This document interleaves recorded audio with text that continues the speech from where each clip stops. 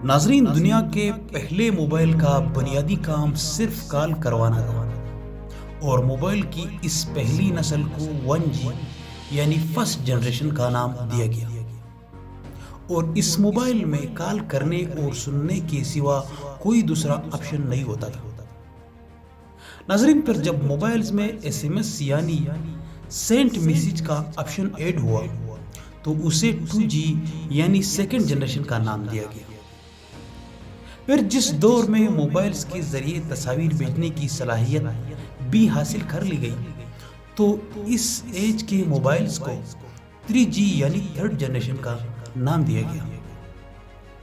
اور ناظرین، جب بذریعہ انٹرنیٹ متحرک فلمز اور موویز بھیجنے کی صلاحیت بھی حاصل کر لی گئی تو اس ایج کے موبائل کو 4G یعنی فورتھ جنریشن کا نام دیا گیا۔ ناظرین، اور ابھی جب موبائلز کی دنیا 5G کی طرف بڑھ رہی ہے تو اس وقت تک دنیا کی ہر چیز کو موبائل میں شفٹ کر دیا گیا ہے۔ آج دنیا کا شاید ہی کوئی ایسا کام ہوگا جو موبائل سے نہ لیا جا رہا ہو، مگر حیرت ہے کہ اتنی ترقی کرنے اور نئے مراحل سے گزرنے کے باوجود یہ موبائل آج بھی اپنا بنیادی کام نہیں بولا۔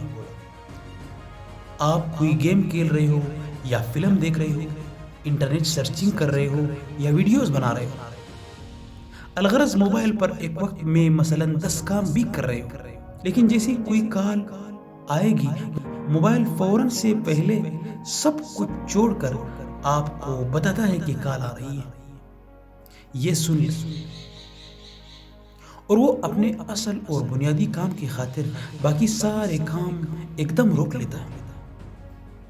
تو ناظرین، اور ایک انسان جسے اللہ نے اپنی عبادت کے لیے پیدا فرمایا اور ساری کائنات کو اس کی خدمت کے لیے سجا دیا، اور اللہ تعالیٰ کی کال پر دن میں کتنی بار اپنے کام روک کر مسجد جاتا ہے۔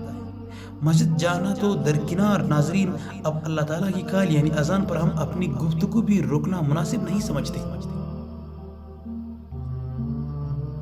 اذان ہو رہی ہے، اذان کے بیچ میں ہم باتیں کر رہے ہیں، اذان کی بیچ میں ہم گانے سن رہے ہیں۔ اللہ تعالیٰ سے دعا ہے ناظرین کہ ہم سب مسلمانوں کو اسلام دین ایمان پر چلنے کی توفیق عطا فرمائے۔